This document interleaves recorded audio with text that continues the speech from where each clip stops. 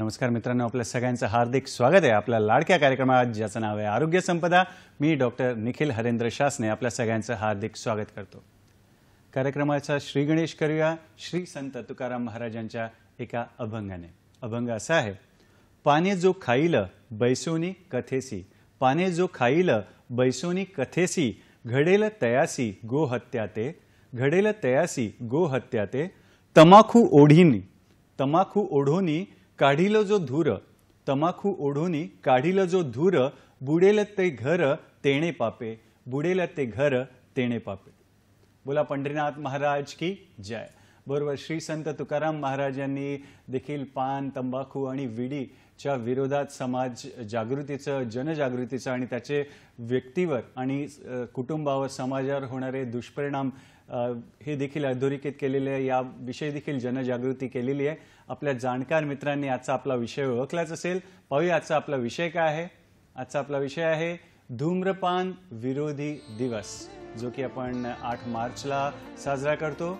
धूम्रपान विरोधी दिवस जो 8 मार्चला साजरा करतो, त्यानिमित्त असा आजचा विशेष कार्यक्रम आहे।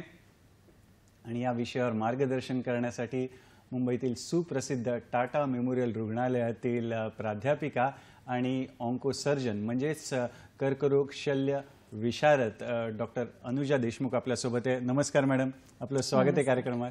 नमस्कार मित्रांनो, मॅडमचा परिचय तुमच्याशी करून देतो।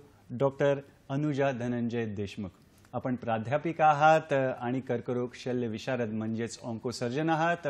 मुंबईतील सुप्रसिद्ध असं टाटा मेमोरियल रुग्णालय येथे डोके आणि गळ्याचे जे कर्करोग आहेत त्यात मॅडमची विशेषता आहेत। त्या सर्जरीज डोके आणि जे गळ्याचे कर्करोग असतात त्याविषयी त्यांची स्पेशल विशेषता आहे। शिक्षणाविषयी सांगायचं झालं तर मुंबई विद्यापीठातून मॅडमने MBBS केलं, पुढे डिप्लोमा इन ENT हे सायन रुग्णालय मुंबई येथून केलं। पुढे मॅडमने कर्नाटक राज्यातून MS ENT म्हणजेच कान नाक घसा या विषयात राज्य स्तरावर सुवर्ण पदक मिळवून ही पदवी मॅडमने प्राप्त केली। त्यानंतर पुढे आपण सुप्रसिद्ध टाटा मेमोरियल रुग्णालय येथे 3 वर्ष जी आहे ते क्लिनिकल फेलोशिप आणि MCH head and neck surgery ही पदवी मिळवली आणि या परीक्षेत देखील मॅडमनी सर्वाधिक गुण मिळवून ही परीक्षा उत्तीर्ण केली, ही पदवी प्राप्त केली। मॅडमच्या गाठीशी जवळजवळ 21 वर्षाहून अधिक असा कर्करोगाच्या रुग्णांना उपचार देण्याचा, त्यांना सेवा देण्याचा टाटा मेमोरियल रुग्णालयामध्ये अनुभव आहे। त्या उपचार देत असतात, सेवा देत असतात आणि विशेष मॅडमचं कार्य आणि विशेष रुची डोकं आणि मानेच्या कर्करोगावर जे शस्त्रक्रियाद्वारे उपचार देण्यासोबत तोंडाचे, स्वरयंत्राचे आणि थायरॉइड ग्रंथीच्या कर्करोगावर उपचार व सेवा देण्यात मॅडमची विशेष रुची आहे। असे बहुगुणी, तज्ञ आणि अनुभवी डॉक्टर आज आपल्याला लाभलेले आहेत। शुभस्य शीघ्रम कार्यक्रमाचा श्री गणेश करूया। अनुजा मॅडम, पुन्हा एकदा स्वागत करतो। आणि आजचा जो आपला विषय आहे धूम्रपान विरोधी दिवस, तो आपण का साजरा करतो आणि 2025 या दिवसाचं, या वर्षीचं काही घोषवाक्य किंवा काही थीम असेल तर कृपया आम्हाला सांगा। नो स्मोकिंग डे किंवा धूम्रपान विरोधी दिवस जो आहे तो मार्च महिन्यामध्ये साजरा केला जातो।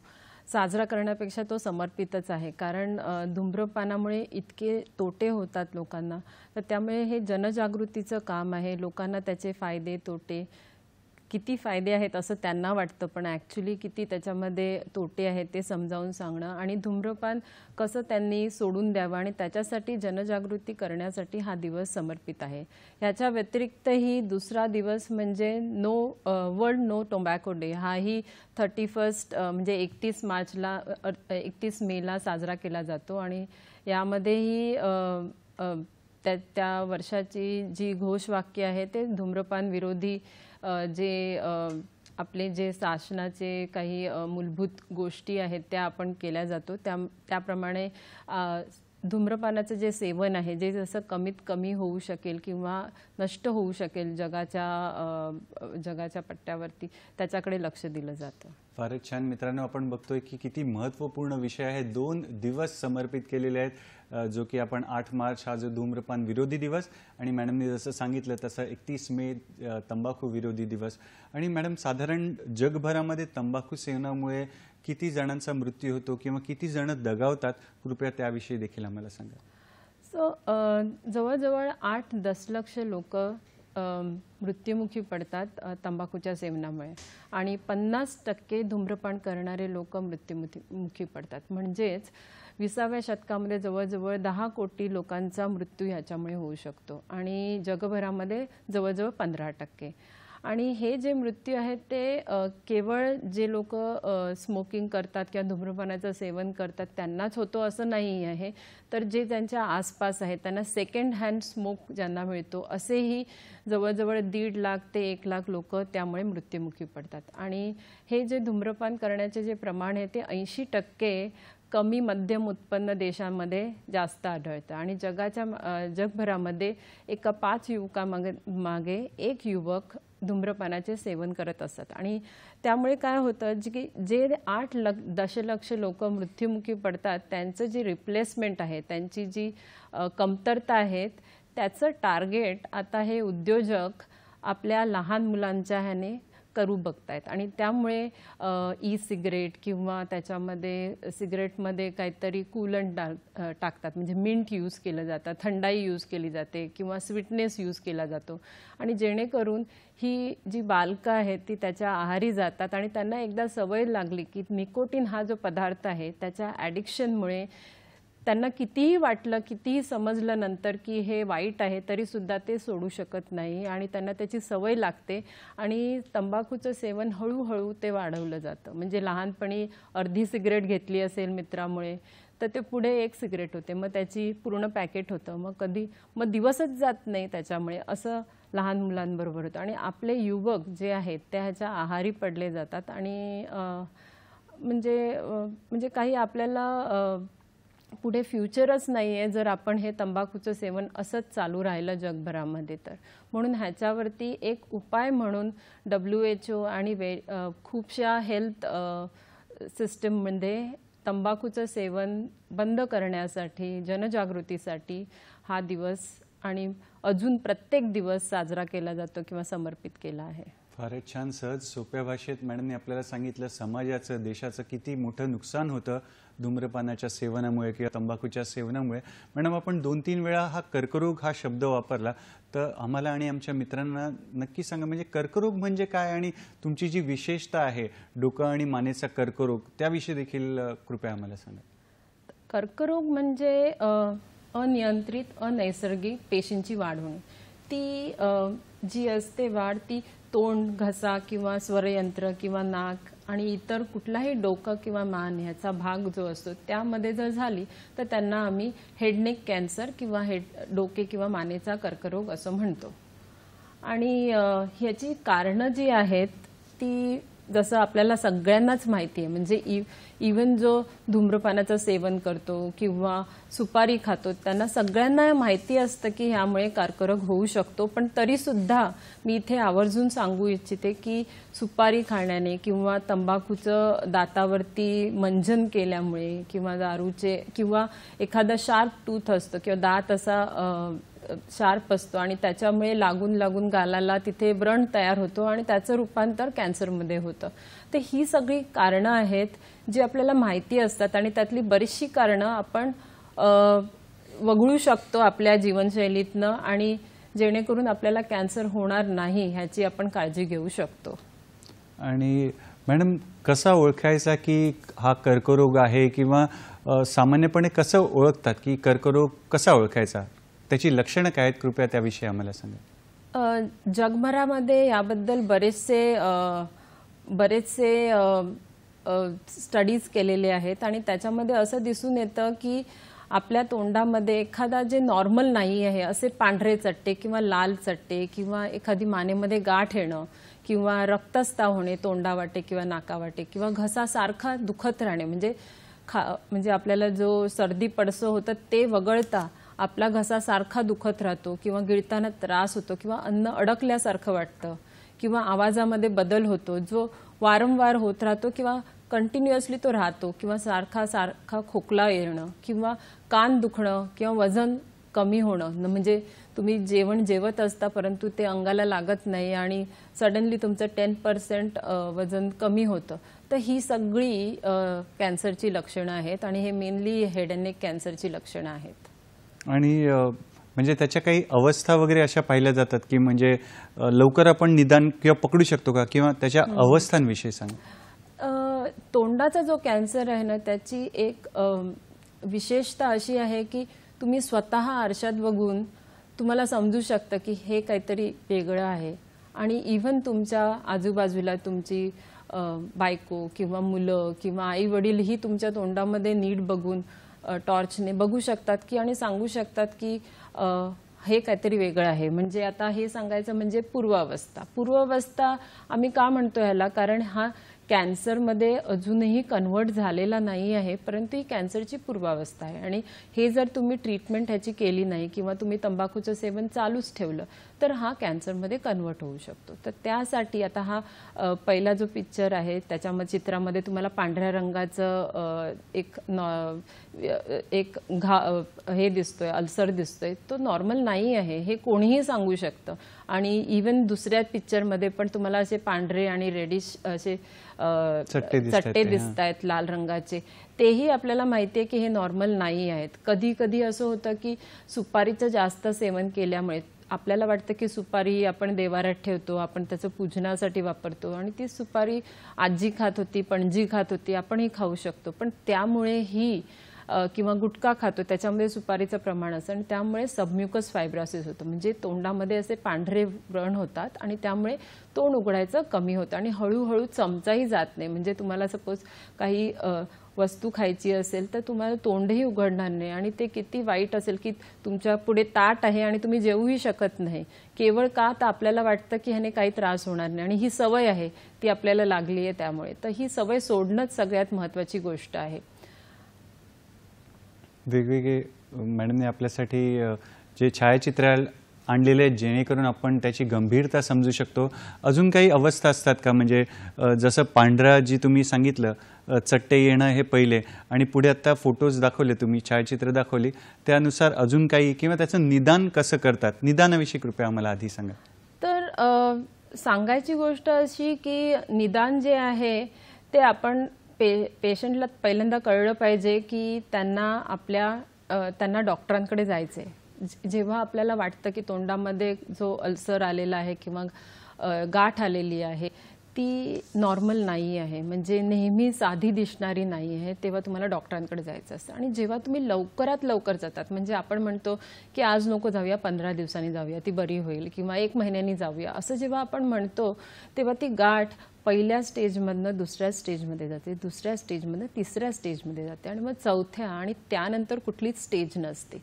आणि जेव्हा हा कॅन्सर पहिल्या किंवा दुसऱ्या स्टेजमध्ये ओळखला जातो आणि डॉक्टर त्याला ट्रीटमेंट करू शकतात, तेव्हा रोगमुक्ती म्हणजे तुमची ट्रीटमेंट झाल्यानंतर तुम्ही रोगमुक्ती व्हायचे जे चान्सेस असतात ते 90 ते 95 किंवा 65 पर्यंत असतात की कुठली स्टेज आहे त्याच्याप्रमाणे. पण जर तुम्ही लास्ट स्टेजमध्ये आलात म्हणजे तिसऱ्या किंवा चौथ्या, तर तुमचे जे बरे होण्याचे जे चान्सेस असतात ते 10 ते 20% किंवा 40% वगैरे होतात. आणि जर तुम्ही लास्ट स्टेजमध्ये आलात आणि तिथे काहीही आपण तुम्हाला ट्रीटमेंट देऊ शकत नसलो तर लाईफ एक्सपेक्टन्सी जे आम्ही म्हणतो की जीवन असण्याची जी शक्यता आहे ती महिन्यांमध्ये येते, म्हणजे 4 महिने ते 7 महिने. आता तुम्ही सांगा की हे एवढं मोठं जे काही होतंय तुमच्या आयुष्यामध्ये जे केवळ तंबाखूमुळे आहे, आणि जर तुम्ही तंबाखूचं सेवन जर थांबवलं तर हे सगळं थांबू शकतं आणि हे तुमच्या हातात आहे, हे दुसऱ्या कोणाच्याही हातात नाही आहे.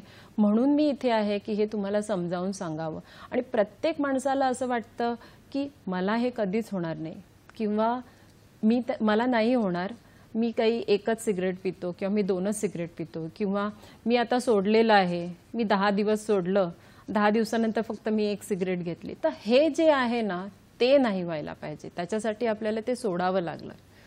ते सोडायचं आणि सोडूनच द्यायचं, परत त्याच्याकडे वळूनही बघायचं नाही, ते सगळ्यात महत्त्वाचं आहे. फारच छान मॅडम. या वळणावर आम्हाला अजून एक प्रश्न असा विचारायचा वाटतो की तंबाखू आणि ग्रामीण भागात किंवा शहरी भागात वेगवेगळ्या नावांनी मिळतो, म्हणजे आमचा खर्रा म्हणा किंवा तपकीर म्हणा किंवा अजून वेगवेगळ्या नावांनी येतं. तर ते आणि तंबाखू हा एकच असणार, त्याचे जे परिणाम आहेत ते तंबाखूसारखेच असणार का काही वेगवेगळे असणार का एकच त्याला कॅल्क्युलेट करायचं आपण? तंबाखूचं जे सेवन आहे तर त्याच्यामध्ये एक इम्पॉर्टंट जो घटक असतो त्याचं नाव असतं निकोटीन. ठीक आहे. त्याच्याबरोबर बरेचसे जे घटक असतात ते सुपारीमध्येही असतात. त्याला अरिका नट आम्ही म्हणतो आणि त्याच्यामध्ये बरेचसे अल्कलॉइड्स आणि सगळे पदार्थ असतात आणि ज्याच्यामुळे आपल्या तोंडामध्ये मायक्रो अल्सरेशन होतात, म्हणजे छोटे छोटे व्रण होतात. आणि नंतर तिथे तंबाखूचं सेवन केल्यामुळे त्याच्यामध्ये निकोटीन असतं, त्याच्यामुळे तुम्हाला ॲडिक्शनची सवय लागते, म्हणजे त्याची सवय लागते. आणि हे सगळे जे पदार्थ असतात ते आपल्या श्वसनक्रिया, सगळे आपले जे प्रेग्नंट वुमनमध्ये त्यांच्या मुलांवरती आणि सगळे बरेचसे जे गोष्टी असतात, पॅनक्रियास आणि किडनी, ह्याच्यावरती त्याचा परिणाम होतो. आणि तुम्हाला केवळ कॅन्सर होत नाही, पण बरेचसे श्वरयंत्राचे, श्वसन संस्थेचे आणि किडनीचे, सगळ्याचे किंवा पॅनक्रियाचे, स्वादुपिंडाचे असे वेगवेगळ्या प्रकारचे रोग होऊ शकतात. आणि जर तुम्ही हे बंद केलं नाही तर तुमच्या शरीरावरती जे परिणाम होतात त्याच्याबद्दल तुम्हीच जबाबदार असता. बरोबर. म्हणजे त्या पदार्थांची चटक लागते आणि त्याचा परिणाम हळूहळू ते दाखवायला लागतात आपल्या शरीरावर. मॅडम, जेव्हा लक्षणं आढळून येतात तेव्हा आपण निदान कसं करतो की आता हा कॅन्सरकडे चाललाय किंवा कुठल्या चाचण्या करायला लागतात, तपासण्या करायला लागतात, त्याविषयी कृपया आम्हाला सांगा. प्रथम चाचण्या करायच्या अगोदर मला असं सांगावंसं वाटतं की मी जे छायाचित्र आणली आहेत ती जर मी तुम्हाला दाखवलीत तर तुम्हाला कल्पना येईल की हा तोंडाचा कॅन्सर असतो तो कसा असतो. आणि ते जर तुम्ही एकदा बघितलं की तुम्हाला कळेल की जे नॉर्मल नसतं तेव्हा तुम्हाला डॉक्टरांकडे जायचं आहे. तर हा आहे गालाचा कॅन्सर. तर गालामध्ये तुम्हाला असं काहीतरी जखम दिसली किंवा दाताच्या बाजूला जखम दिसली, कधी कधी तुम्ही दाताच्या डॉक्टरांकडे जातात आणि दात हलत असतो पण ॲक्च्युली तिथे कॅन्सर तयार होत असतो, म्हणून तुम्हाला डॉक्टरांकडे जायची गरज असते. किंवा तुमच्या हाडाच्या बाजूलाही जखम येऊ शकते किंवा टाळूवरती जखम येऊ शकते किंवा ओठांमध्ये जखम येऊ शकते. ती पहिल्यांदा सुरुवातीला खूपच छोटी असते आणि तुम्हाला माहिती असतं की तुम्हाला काय होतं आणि काय नॉर्मल नाही. आपल्या शर्टवरती डाग पडला तर आपल्याला कळतं की डाग आहे, तसंच आपल्या शरीरावरती डाग पडलेला आहे आणि ती जखम आहे. आणि कधी कधी तो पहिल्या स्टेजमध्ये असतो किंवा शेवटच्या स्टेजमध्ये असतो. जिभेचा कॅन्सर हे तर बघितल्याबरोबरच कळतं की हा कॅन्सरच आहे किंवा काहीतरी कॅन्सर सारखं आहे आणि जे नॉर्मल नाही आहे, किंवा हा अंतिम आहे, तो ट्यूमर आहे, तो बाहेर आलाय आतून तोंडाच्या गालाच्या साईडने स्किनच्या साईडला आलेला आहे. किंवा स्वरयंत्रामध्ये तो येतो आणि तुम्हाला गिळायला त्रास होतो, आवाज अतिशय घोगरा होतो आणि गिळतानाही त्रास होतो. स्वरयंत्राचा कर्करोग असतो तो तुम्हाला दिसत नाही पण डॉक्टरांकडे गेल्यावर तुम्हाला तो कळतो. तर हे जे आहे, जर हे तुम्हाला कळलं तर तुम्हाला डॉक्टरांकडे जायचं आहे. तर माझं असं म्हणणं आहे की तुम्ही लवकरात लवकर डॉक्टरांकडे जायचं. आणि हे जे मी तुम्हाला फोटो दाखवले त्यामधनं तुम्हाला कळतंय की हे नॉर्मल नाही आहे, तर तेव्हा तुम्ही डॉक्टरांकडे जायचं आहे. आणि जर तुम्ही हे लवकरच्या स्टेजमध्ये आलात तर आम्ही त्याची बायोप्सी किंवा नीडल टेस्ट किंवा CT स्कॅन किंवा पेट स्कॅन किंवा MRI करतो किंवा सोनोग्राफी करतो आणि त्याचं निदान करतो, त्याची स्टेज समजून घेतो आणि त्या स्टेजप्रमाणे आम्ही त्याच्यावरती उपचार पद्धती करतो. फारच छान. मित्रांनो, कर्करोग शल्य विशारद प्राध्यापिका डॉक्टर अनुजा देशमुख आपल्यासोबत आहेत आणि आपला जो विशेष कार्यक्रम आहे धूम्रपान विरोधी दिवस विशेष कार्यक्रम, त्याविषयी मॅडम आपल्याला सांगतात की हा जो दुष्ट संघ आहे, नुसतं माणसाचाच नाही तर काही काही पदार्थांचा संघ पण आपण नाही केला पाहिजे. तर या वळणावर मला श्री संत तुकाराम महाराजांचा एक अभंग आठवतो. अभंग असा आहे, नको दुष्ट संघ, नको दुष्ट संघ, पडे भजनामधी भंग, पडे भजनामधी भंग, काय विचार देखिला, काय विचार देखिला, सांग माझा तो विठ्ठला, सांग माझा तो विठ्ठला. वेळ झाली एका छोट्याशा विश्रांतीची. पाहत राहा आपला लाडका कार्यक्रम आरोग्य संपदा, फक्त आणि फक्त दूरदर्शनच्या सह्याद्री वाहिनीवर, प्रत्येक घरासाठी घरातल्या. विश्रांतीनंतर पुन्हा एकदा आपलं स्वागत आहे आपल्या लाडक्या कार्यक्रमात ज्याचं नाव आहे आरोग्य संपदा. आणि आज आपली चर्चा सुरू आहे ती धूम्रपान विरोधी दिवस, जो की आपण 8 मार्चला साजरा करतो. आणि या विषयावर आपल्याला सुप्रसिद्ध टाटा मेमोरियल रुग्णालय मुंबई येथून प्राध्यापिका आणि शल्य विशारद डॉक्टर अनुजा देशमुख आपल्यासोबत आहेत. मॅडम, या वळणावर आपल्याला एक फोन आलेला आहे, तर पाहूया त्यांचा प्रश्न काय आहे. नमस्कार, आपलं स्वागत आहे कार्यक्रमात. आपला प्रश्न विचारा.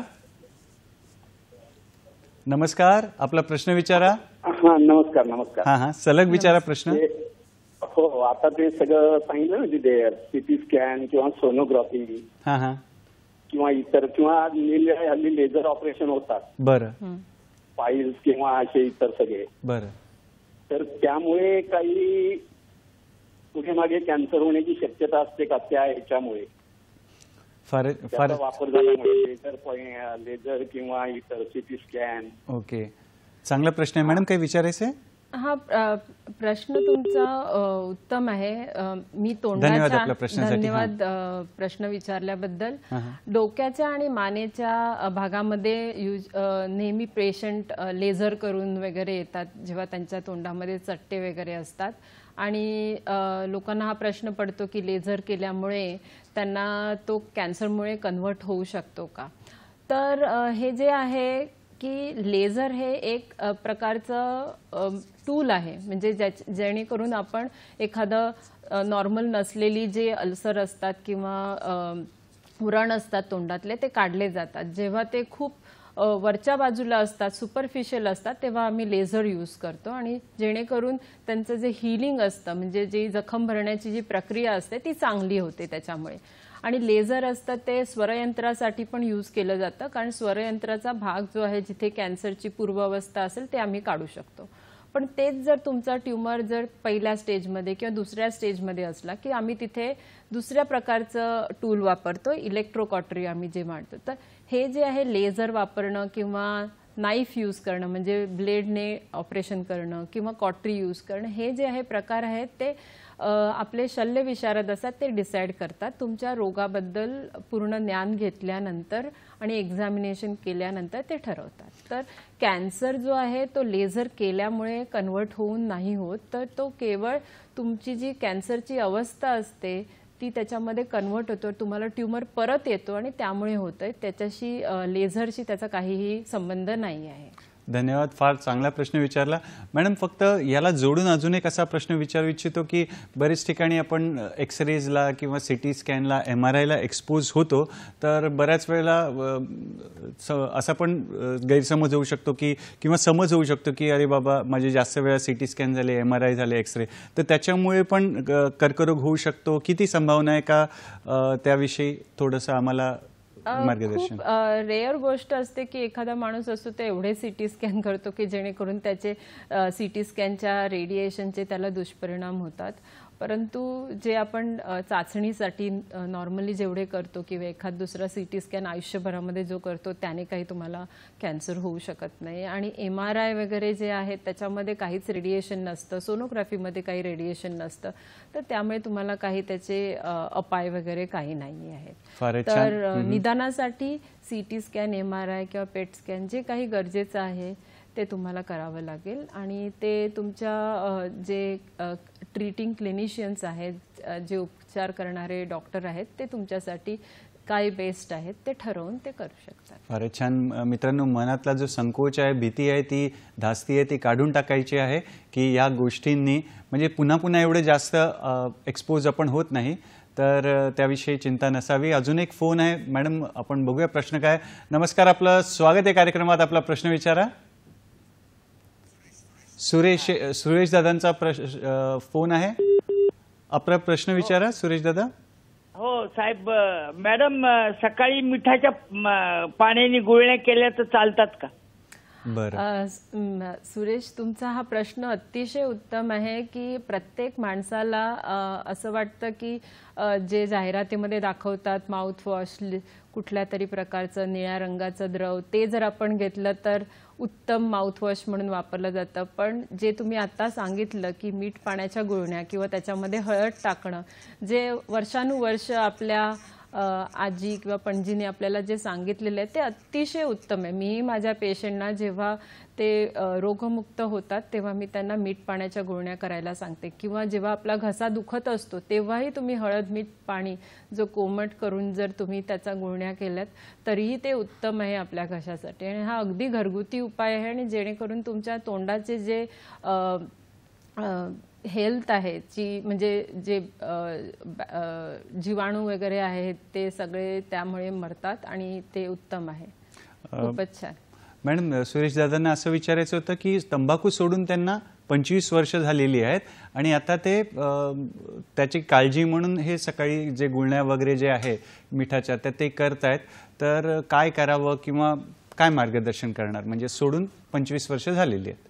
तर तंबाखू सोडलं हे तुम्ही खूपच उत्तम गोष्ट केलेली आहे. आणि तोंडाचे जे रोग असतात किंवा तोंडाला कर्करोग होण्यामध्ये एक इटिओलॉजिकल फॅक्टर असं आहे की आपल्या शरीरामध्ये वेगळ्या प्रकारचे जीवाणूंची निर्माण होते आणि त्यामुळे ते घटक जे निर्माण करतात आणि त्यामुळेही कॅन्सर होऊ शकतो. तर तुम्ही तोंडाची हेल्थ जी आहे ती जर माउथवॉश करत राहिलात किंवा नॉर्मल मीठ पाण्याच्या गुळण्या करून किंवा हळद टाकून करत राहिले तर त्याच्यामध्ये भरपूर प्रतिकारशक्ती असते, ज्याच्यामुळे आपल्या तोंडामध्ये हे जीवाणू वगैरे जे आहेत ते कमी असतात आणि त्यामुळे आपल्याला कॅन्सर होण्याची जी शक्यता आहे या इटिओलॉजिकल फॅक्टरमुळे ते कमी होतं.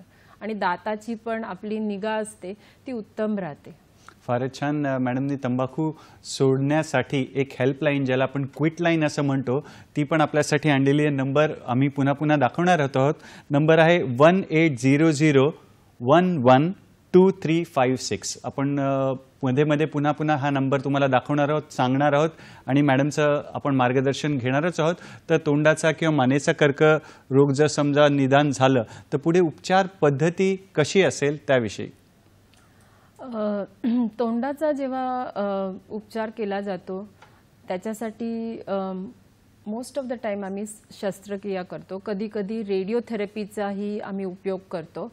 आणि जेव्हा हा कॅन्सर थोडा जास्त स्टेजमध्ये असतो, म्हणजे 3ऱ्या किंवा 4थ्या स्टेजमध्ये असतो किंवा शेवटच्या स्टेजमध्ये असतो, तेव्हा आम्ही किमोथेरपी किंवा इम्युनोथेरपी ह्याचा वापर केला जातो. म्हणजे कुठले तरी कर्करोगावरची जी इंजेक्शन्स असतात किंवा गोळ्या वगैरे असतात ते आम्ही त्या पेशंटला देतो.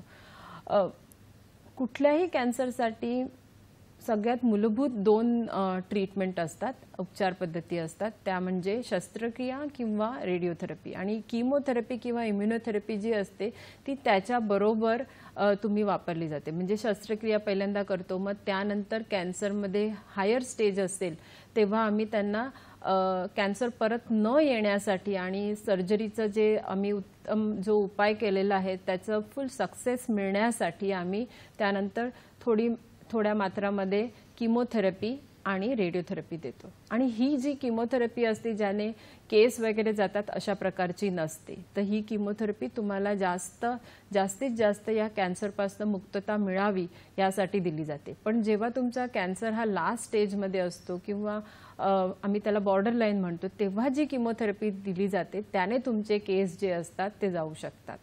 तर ही जी आहे तेव्हा जेव्हा हा कॅन्सर पहिल्या किंवा 2ऱ्या स्टेजमध्ये असतो तेव्हा आम्ही कमीत कमी ट्रीटमेंट करून तुम्हाला जास्तीत जास्त चांगलं करण्याचा प्रयत्न करत असतो. फारच छान अनुजा मॅडम आपल्याला सहज आणि सोप्या भाषेत मार्गदर्शन करतायत. मॅडम या वळणावर आपल्याला लातूरहून फोन आलेला आहे. रमेश दादा यांचा फोन आहे, पाहूया त्यांचा प्रश्न काय. नमस्कार, आपलं स्वागत आहे कार्यक्रमात. हा सर, दातावरती कॅप लावली होती स्टीलची, त्यानंतर त्यात काही दिवसानं गाल सुजला होता. मग त्यानंतर डॉक्टरांनी सिटी स्कॅन करायला लावला.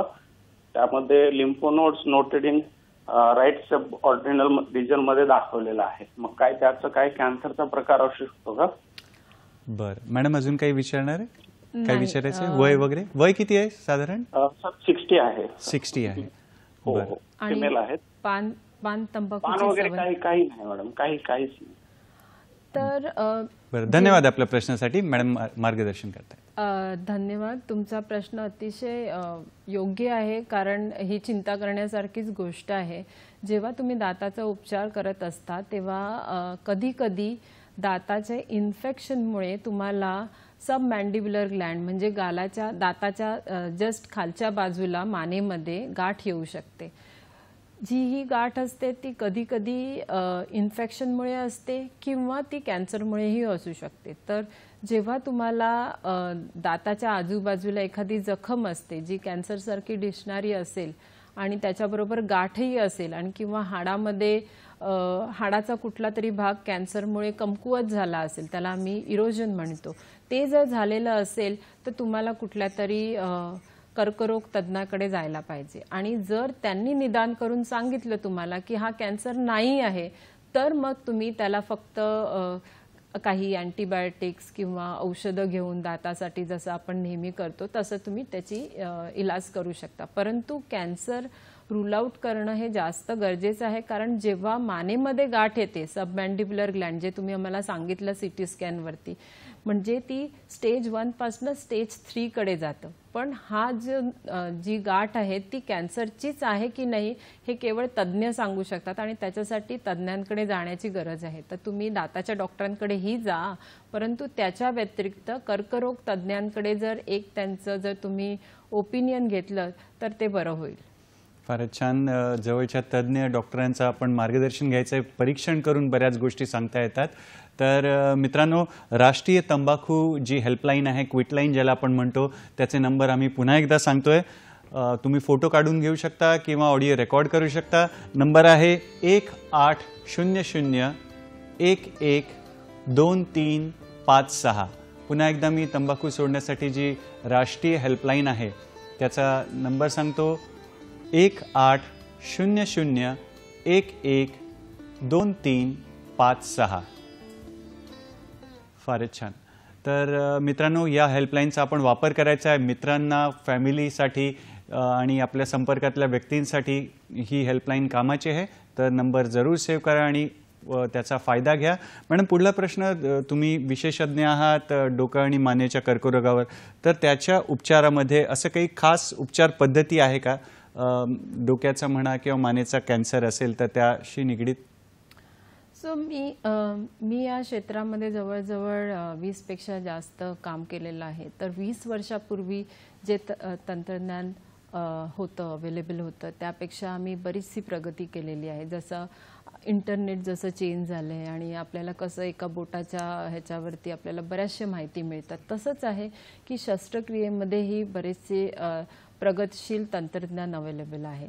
तर सपोज दाताचा जर कॅन्सर असेल आणि तोंडाचं जे हाड आहे जर ते आपल्याला काढावं लागलं कारणामुळे, कारण त्याच्यामध्ये कर्करोग शिरलेला आहे, तर जो पार्ट आहे तो हाडाचा आम्ही काढतो. त्याच्या आजूबाजूलाही नॉर्मल आपण जे टिश्यू असतात त्या कट करतो आणि ते हाड जे आहे ते पायाच्या एका हाडाने आम्ही रिप्लेस करतो. म्हणजे पायामधनं हाड घेऊन जिथे आपण काढल्यानंतर तुम्हाला चालायला वगैरे काही प्रॉब्लेम येत नाही, परंतु ते हाड तुमच्या चेहऱ्याच्या दिसण्यामध्ये अतिशय उत्तम असतं आणि तिथे तुम्ही नंतर ऑपरेशन झाल्यानंतर आर्टिफिशियली दातही बसवू शकता, जसं आपण इम्प्लांट वगैरे करतो. आणि त्यामुळे तिथे इम्प्लांट करून तुम्हाला दातही तिथे घालता येतात. आणि हे जे आहे ते प्रगतिशील तंत्रज्ञानामुळे अवेलेबल आहेत. आणि या उपचार पद्धतीमध्ये हे जी ऑपरेशन असतात ती 10-1 तास वगैरे चालतात. त्यामध्ये आम्ही पूर्णतः पेशंट कॅन्सरमुक्त कसा होईल ह्याच्याकडे पूर्ण लक्ष दिलं जातं आणि त्या व्यतिरिक्त पेशंट कसा चांगला दिसू शकतो किंवा त्याचं गिळण्याची प्रक्रिया किंवा बोलण्याची प्रक्रिया कशी नॉर्मल प्रमाणे होऊ शकते ऑपरेशन केल्यानंतर सुद्धा, हे सगळं आम्ही बघतो. फारच छान. मॅडम, या वळणावर अकोल्याहून आपल्याला फोन आहे. नरेंद्र दादांचा फोन आहे, पाहूया त्यांचा प्रश्न काय. नमस्कार नरेंद्र दादा, स्वागत आहे कार्यक्रमात. आपला प्रश्न विचारा. सलग टीव्हीचा आवाज बंद करा आणि प्रश्न सलग विचारा. हो साहेब, हो. हा मॅडम, मी नरेंद्र इंगळे बोलतो अकोल्यावरून. हा, विचारा प्रश्न. माझा एक प्रश्न होता, मी जेव्हा 2 व्हीलर चालवतो माझ्या मानेमध्ये मणक्यामध्ये असा गॅप वाचते, त्याच्यानंतर मी ज्यावेळेस 2 व्हीलर हे करतो बंद करतो त्यावेळेस मला ते असे मानेमध्ये गाठ आल्यासारखी वाटते नेहमी. त्यामध्ये काही असू शकते का असं? बरं, पुन्हा एकदा प्रश्न विचारतो. म्हणजे 2 व्हीलर चालवताना पाठीत मणक्यात गॅप वाटते किंवा त्रास होतो आणि मानेमध्ये गाठ तेव्हाच जाणवते का पूर्ण वेळ असते? नाही, ते काही वेळापुरती राहते मॅडम, त्याच्यानंतर मग असे गाठ अशी मान अशी तिरपी पण नाही करता येत. बरं, काही विचारायचं आहे मॅडम? तुमचा जो प्रश्न आहे त्याच्यामध्ये बऱ्याचशा गोष्टी आहेत, त्या समजून घेणं गरजेचं आहे. एक तर तुम्हाला जेव्हा तुम्ही 2 व्हीलर चालवता आणि 2 व्हीलर हे वजन असतं आणि त्यामुळे, आणि तुमचं वय किती आहे? बहुतेक फोन संपर्क तुटलेला आहे आपला.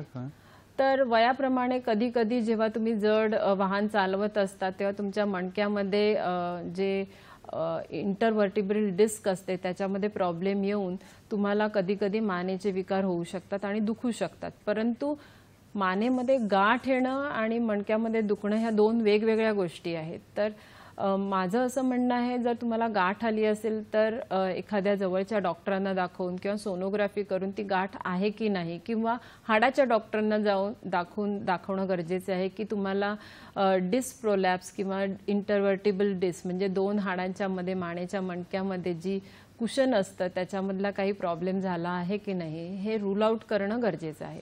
तर या दोन गोष्टी तुम्हाला करणं भाग आहे आणि त्यानंतरच मी सांगू शकते की ती गाठ आहे ती कॅन्सरची आहे किंवा नाही. प्रत्येक गाठ असते ती कॅन्सरची असतेच असं नाही.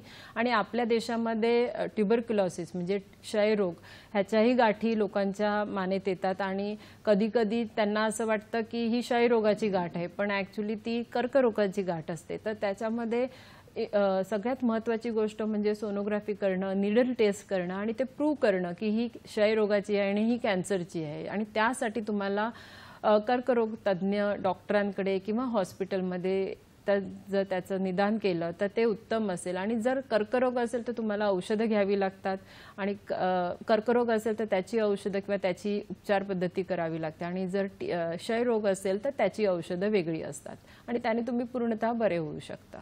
फारच छान. कर्करोगाविषयी जेवढी जास्तीत जास्त माहिती आम्हाला देता येते तेवढे आम्ही प्रयत्न करतोय द्यायचा. धूम्रपान, तंबाखू कसा सोडावा त्याविषयी पण माहिती देतोय आणि प्रत्येक जो त्रास आहे त्याचा आपल्याला टीव्हीवरून निरासन करता येत नाही, कारण प्रत्यक्ष डॉक्टरना भेटणं, तपासण्या करणं, डॉक्टरांनी तपासणं पण गरजेचं असतं. तर असेच तुम्ही फोन करून तुमचे प्रश्न विचारा. जास्तीत जास्त आज आपल्याला लाभ घ्यायचा आहे या विषयाचा. तज्ज्ञ मंडळी आपल्यासोबत आहेत. तर तुर्तास एक घेऊया एक छोटीशी विश्रांती. पाहत राहा आपला लाडका कार्यक्रम आरोग्य संपदा.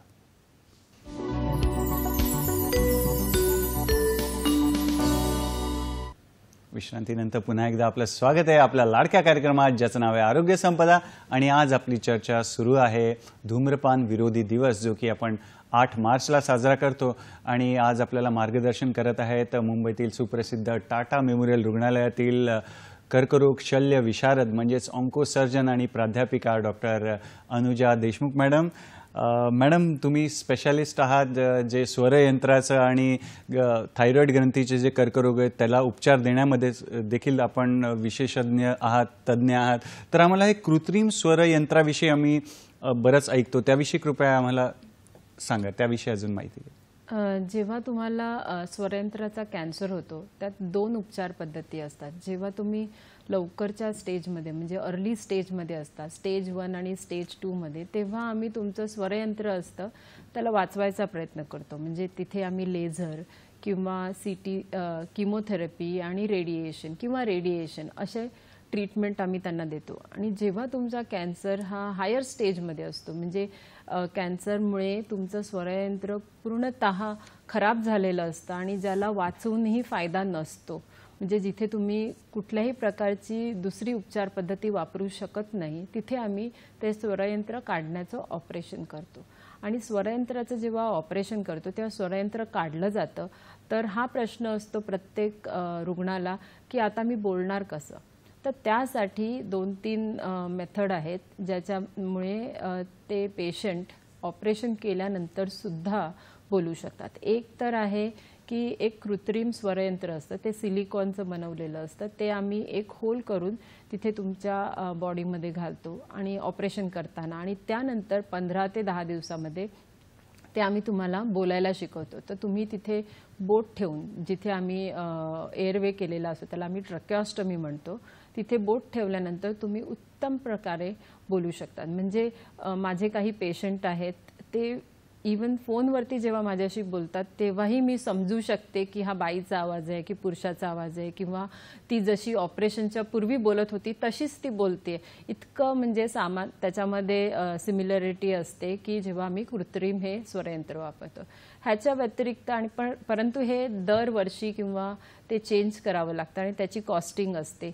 तर काही लोकांना हे जमत नाही किंवा त्यांना ते सूट होत नाही, मग तेव्हा आम्ही इसोफेजियल स्पीच म्हणजे जिथे आपली जी अन्ननलिका असते त्याच्यातनं एक आवाज निर्माण केला जातो आणि स्वतः पेशंट त्याने बोलू शकतो आणि त्यामध्ये तुम्हाला कुठल्याही प्रकारचं स्वरयंत्र विकत घ्यायची गरज नसते, पण आपल्या बॉडीमधलेच जी अन्ननलिका असते त्याचा आपण उपयोग करून तुम्ही बोलू शकता. त्याला इसोफेजियल स्पीच म्हणतो.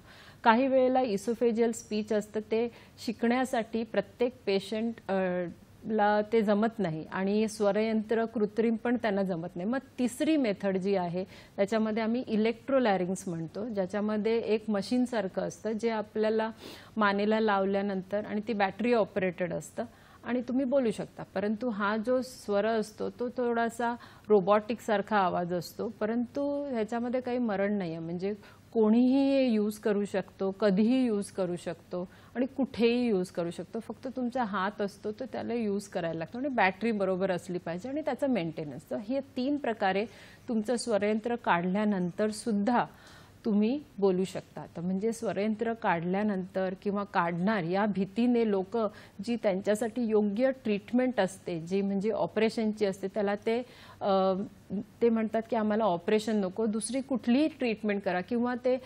तज्ज्ञांकडनं पळून जातात आणि म्हणतात मला कुठलीच ट्रीटमेंट करायची नाही. तर असं करू नका, कारण जर तुमचं स्वरयंत्र काढलं आणि जर तुमचा कॅन्सर निघाला आणि तुम्ही रोगमुक्त झालात तर त्याच्यासारखं दुसरं काहीच नाही. आणि माझ्याकडे बरेचसे पेशंट 10 वर्ष 20 वर्ष माझ्याकडे आत्ताही येतात आणि ते उत्तम आहेत. तर स्वरयंत्राच्या ऑपरेशनबद्दल तुम्हाला भीती वाटली नाही पाहिजे. तुम्ही तुमच्या जे कर्करोग तज्ज्ञ जे आहेत त्यांच्यामध्ये थोडासा विश्वास ठेवा आणि त्यांची ट्रीटमेंट जे सांगतायत त्याच्याकडे पुढे जा. फारच छान उपचार पद्धती, आपल्याला वेगवेगळे पर्याय अवेलेबल आहेत. तर कर्करोग झाला तरी घाबरायची कारण नाहीये, उपचार पद्धती अवेलेबल आहेत आपल्याकडे. मॅडम, या वळणावर आपल्याला अमरावतीहून फोन आहे. रवींद्र दादांचा फोन आहे, पाहूया त्यांचा प्रश्न काय आहे. नमस्कार रवींद्र दादा, स्वागत आहे कार्यक्रमात. हा, तो मी माझं कसं आहे ते नेहमी जर येतो, जर पाणी जर केलं, कॅनचं पाणी जर केलं आपण ज्या मिळते ना फिल्टर केलेल्या, तर त्यावेळेस बरेच वेळा काय होते, असा घसा पूर्ण टॉन्सिल वाळून जाते, घसा बसून जाते आणि गाठी आल्यासारखं वाटते. त्याच्यानंतर त्याच्यावर अँटीबायोटिक जर आपण जर घेत राहिलो, 1-2 दिवस जरी घेतल्या तरी पुन्हा पूर्वत अजून घसा कायम होऊन जाते. बरं, बाकी तंबाखूचं किंवा असं काही सेवन वगैरे तुम्ही करता किंवा सोडलंय वगैरे असं काही आहे का? हॅलो, नमस्कार, आवाज येतोय? बहुतेक संपर्क तुटलेला आहे. म्हणजे याच्यात कॅन्सर मला पूर्णतः कळलं नाही त्यांचं काय म्हणणं होतं, पण मला असं वाटतं की त्यांचा प्रश्न असा होता की मी जेव्हा पाणी पितो तेव्हा घशामध्ये अडकल्यासारखं वाटतं किंवा गिळताना त्रास होतोय आणि जरी अँटीबायोटिक घेतली तरी सुद्धा मला गिळताना त्रास होतोय किंवा तो कंटिन्यू होतोय, असं त्यांचं काहीतरी म्हणणं होतं. बरोबर. तर मला असं वाटतंय की जसं मी तुम्हाला पूर्वीच सांगितलं की एक लक्षणं असतात की घशाचा जो कॅन्सर असतो म्हणजे स्वरयंत्राचा कॅन्सर असतो त्याच्यामध्ये 2-3 गोष्टी होऊ शकतात. म्हणजे तुमचा आवाज चेंज होऊ शकतो किंवा तुम्हाला गिळायला त्रास होतो किंवा तुमच्या मानेमध्ये गाठी येतात. तर जेव्हा तुम्हाला गिळायला त्रास होतो किंवा असं फॉरेन बॉडी सेन्सेशन जे असतं म्हणजे तोंडामध्ये काहीतरी अडकले सारखं, अशी जी जेव्हा तुम्हाला वाटतं तेव्हा तुम्हाला डॉक्टरांकडे जायला पाहिजे. आणि अँटीबायोटिक घेऊन किंवा घसा खवखवतोय हे याच्यासाठी जेव्हा ट्रीटमेंट करतात आणि त्याचा इलाज करत नाही तर त्यासाठी तुम्हाला कर्करोग तज्ज्ञांकडे जायला पाहिजे. आतमध्ये दुर्बीणची टेस्ट केली पाहिजे, तरच तुम्हाला ते कळू शकतं की आत काही आहे किंवा नाही. आणि ते असं फोनवरनं सांगणं शक्य नाही आहे. त्यासाठी तुम्हाला कुठल्या तरी ENT डॉक्टर किंवा कर्करोग तज्ज्ञ यांच्याकडे जावं लागेल. बरोबर, विनासंकोच वैद्यकीय मदत आपल्याला घ्यायची आहे. आणि मॅडम, पुढला प्रश्न असा असेल, कर्करोगाविषयी बरेच समाजामध्ये समज असतात, गैरसमज असतात, तर कृपया सत्य काय आहे त्याविषयी आम्हाला मार्गदर्शन करा. बऱ्याच लोकांना असं वाटतं की आता तुम्हाला कर्करोग झाला आहे म्हणजे तुम्ही कधीच बरे होऊ शकत नाही, पण असं नाही आहे. आम्ही टाटा हॉस्पिटलमध्ये गेले कित्येक वर्ष बरे झालेलेही पेशंट बघतो आणि न बरे झालेलेही पेशंट बघतो. काहींना वाटतं की हा संसर्गजन्य आहे का, म्हणजे घरामध्ये लहान मुलं आहेत त्यांना होईल का, पण कर्करोग हा संसर्गजन्य नाही आहे. आणि काहींना वाटतं की हा फक्त थोडंसं म्हातारं झाल्यावर खूप तंबाखू खाल्ल्यानंतर एक 10-20 वर्ष झाल्यानंतर होतो, तर असं नाही आहे. आमच्याकडे 16 वर्षाची, 20 वर्षाची, इव्हन 30 वर्षाची मुलंही कर्करोग घेऊन येतात. आणि बऱ्याच लोकांना असं वाटतं की ॲलोपॅथीमुळे दुष्परिणाम होतात, ॲलोपॅथीची ट्रीटमेंट केली नाही पाहिजे किंवा शस्त्रक्रियेचीही ट्रीटमेंट केली नाही पाहिजे, कारण लोकांना भीती वाटते शस्त्रक्रियेबद्दल. मला फक्त एवढंच सांगावं असं वाटतं की जर तुम्ही दुसरी ट्रीटमेंट घेत राहिलात आणि जी तुमची मेन ट्रीटमेंट आत्ता जी जगभरामध्ये अवेलेबल आहे ती जर तुम्ही घेतली नाही, तर तुम्ही ॲक्च्युली जी पहिल्या स्टेजमध्ये जो कॅन्सर असतो तो 4थ्या स्टेजमध्ये पोचतो आणि तेव्हा तुम्ही आमच्याकडे येतात आणि मग तुम्ही बरे व्हायचे जे चान्सेस असतात ते कमी होतात किंवा तुमच्याकडे काही चान्सेस राहतच नाही, की एवढं लेट होतं की त्यामुळे तुम्ही काहीच करू शकत नाही. तर माझं असं म्हणणं आहे की तुम्ही मनामध्ये तयारी करा की त्याचे दुष्परिणाम असले तरीसुद्धा ते तुम्हाला बरे करण्यासाठी दुष्परिणाम आहेत. आणि कॅन्सर जेव्हा बरा होत असतो तेव्हा त्याच्याबरोबर बाजूच्या पेशी असतात त्यांनाही तो मारत असतो आणि नाश करत असतो आणि त्यामुळे तुम्हाला त्याचे दुष्परिणाम मिळतात. आणि कधी कधी तंबाखूचं सेवन तुम्ही थोडंसं करत असाल किंवा कधी कधीच घेतो तरच तुम्हाला कॅन्सर होईल असं नाही आहे. तुम्ही एक तुमच्या मित्रांबरोबर सेकंड हँड स्मोक करत असाल, म्हणजे त्यांच्याबरोबर नेहमी जात असाल, तर तुम्हाला लंग्सचा कॅन्सर होऊ शकतो, फुफ्फुसांचा कॅन्सर होऊ शकतो. आणि तंबाखूमुळे ते केवळ तुम्ही स्वतःलाच हानी करत नाहीत, तर तुमच्या आजूबाजूचे किंवा तुमची जी मुलं आहेत किंवा स्त्रिया ज्या तुमच्याबरोबर आहेत त्यांनाही त्याच्यामुळे हानिकारक असं पदार्थ जे आहेत ते त्यांच्या श्वसन यंत्र संस्थेमध्ये जाते आणि त्यामुळे त्यांनाही त्याचे जे सेकंड हँड स्मोकमुळे जे दुष्परिणाम असतात ते भोगावे लागतात. डॉक्टर अनुजी, आम्हाला महत्त्वाचा प्रश्न असा विचारायचा आहे की कर्करोग टाळता येईल का किंवा जनजागृती ह्याविषयी कसं करता येईल? धूम्रपानाविषयी म्हणा किंवा तंबाखू सोडण्याविषयी जनजागृती कशी करता येईल त्याविषयी कृपया. कर्करोग जो आहे तो जर तंबाखू सेवनामुळे होतोच हे जर आपल्याला माहिती असेल तर सगळ्यात best policies prevention is better than cure. म्हणजे प्रतिबंध हे उपचारापेक्षा प्रभावी आहे आणि केवळ व्यसनमुक्तीमुळे 60-70% कर्करोगाचा प्रतिबंध होऊ शकतो. म्हणजे जर तुम्ही कर्करोग जर तुम्हाला नाही व्हायला हवा असेल असं वाटत असेल तर तुम्ही जर धूम्रपान सोडलं, सुपारी सोडली, दारू सोडली, वेळच्या वेळी सपोज तुमच्या तोंडामध्ये एखादा शार्प टूथ असेल तर तुम्ही दाताच्या डॉक्टरांकडे जाऊन त्याची ट्रीटमेंट घेतली, कुठलंही वाईट व्यसन सोडलं आणि तोंडाची परीक्षा केलीस आणि लक्षणं दिसताच डॉक्टरांकडे गेलात किंवा हे सगळं जर केलं तर तुम्ही कर्करोग मुक्त होऊ शकतात. आणि हेच जर तुम्ही करत राहिलात तर तुम्हाला कॅन्सर व्हायचे जे चान्सेस आहेत, कर्करोग व्हायचे जे चान्सेस आहेत ते कमी होतील. मॅडम, आणि थोडक्यात आम्हाला सांगणार की तंबाखू कसा सोडता येईल त्याविषयी थोडं मार्गदर्शन.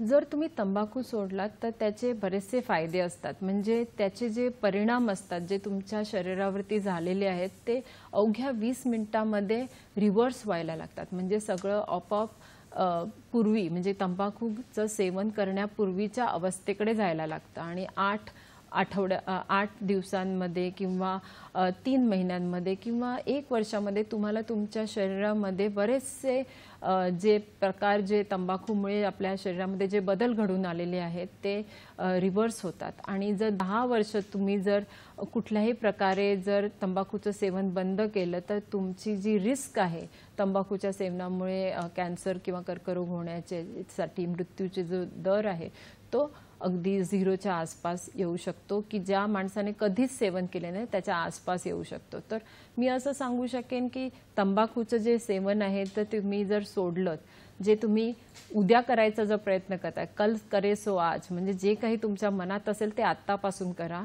आणि तंबाखूचं सेवन सोडल्यामुळे तुम्हाला बरेचसे पैसेही वाचणार आहेत आणि ते पैसे तुम्ही तुमच्या स्वतःच्या आवडीनिवडीसाठी, छंदासाठी यूज करू शकता किंवा एखादे हेल्दी लाईफस्टाईल म्हणजे चांगलं हिरव्या पालेभाज्या, फळं, गाजर वगैरे खावी, व्यायाम करावा आणि वाचलेल्या पैशातून तुमच्या जे आवडीचे लोक आहेत तुमच्या आजूबाजूला त्यांच्यासाठी वस्तू खरेदी करा. आणि तुम्ही तंबाखू सोडलेला आहे ही फॅशन माना. तंबाखू मी ओढतो, ई सिगरेट मी ओढतो ही फॅशन नव्हे. आणि जर तुम्हाला हे जमत नसेल तर तुम्ही काउन्सिलरची हेल्प घ्या किंवा कुठल्याही हॉस्पिटलमध्ये हेल्प घेऊ शकता किंवा क्विट लाईन्स आहेत बऱ्याचशा ज्या मी अगोदरच सांगितलेलं आहे, तिथे तुम्ही जाऊ शकता. आणि टाटा हॉस्पिटल बरेच वर्ष या कार्यामध्ये आहे आणि गेले कित्येक वर्ष बरेचसे पेशंट आम्ही कर्करोगमुक्त केलेले आहेत. बऱ्याच फॅमिलींना आम्ही मदत करतो, बऱ्याच गरीब पेशंटनाही आम्ही मदत करतो. आणि आमच्या कॅन्सरचं जे निदान आहे ते जर लवकर केलं तर कर्करोगांना जीवनदान देण्यात येतं. धन्यवाद मॅडम, आपण आपल्या व्यस्त वेळापत्रकातून वेळ काढून इथे आलात आणि आजच्या महत्त्वपूर्ण विषयावर आम्हाला मार्गदर्शन केलं. त्यासाठी दूरदर्शनच्या सह्याद्री वाहिनीतर्फे, आमचा जो आरोग्य संपदाचा संघ आहे त्यातर्फे आणि आमच्या प्रेक्षक मित्रांतर्फे तुमचे खूप खूप धन्यवाद आणि पुढील वाटचालीसाठी शुभेच्छा. मित्रांनो, आज आपण इथे रामकृष्ण हरी म्हणूया, कारण वेळेला मर्यादा आहे, पण आमचं जे प्रेम आहे त्याला मर्यादा नाही. यासाठी पुढील भागात एक नवीन विषय घेऊन आम्ही आपल्या भेटीला येणारच आहोत, आपल्या लाडक्या कार्यक्रमात, ज्याचं नाव आहे आरोग्य संपदा, फक्त आणि फक्त दूरदर्शनच्या सह्याद्री वाहिनीवर, प्रत्येक घरासाठी, घरातल्या प्रत्येकासाठी. धन्यवाद. नमस्कार. नमस्कार.